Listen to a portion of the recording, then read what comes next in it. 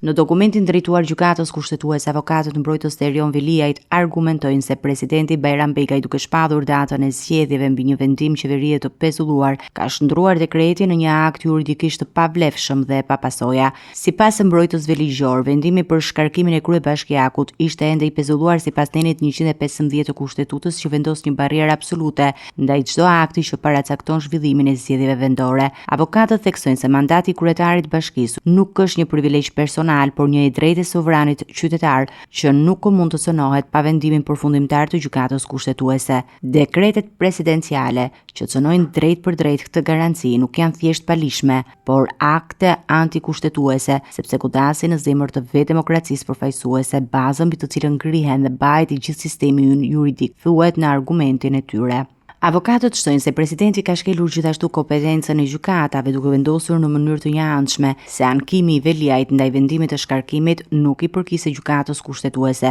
por një gjykate administrative, dhe për këtë arsye ka vazhduar me caktimin e datës së zgjedhjeve. Kjo kërkesë e Veliajt vjen në vijim të ankimit të depozituar më herët pranë gjykatës kushtetuese dhe shton tensionin ligjor në procesin e zgjedhjeve të pjesshme, të cilat pritet të zhvillohen në Bashkinë e Tiranës dhe disa bashki të tjera. Mbrojtja i kryebashkiakut argumenton se çdo veprim për ndryshimin e situatës pa vendim përfundimtar të gjykatës përbën shkelje të rënda të drejtave të qytetarëve dhe parimeve kushtetuese.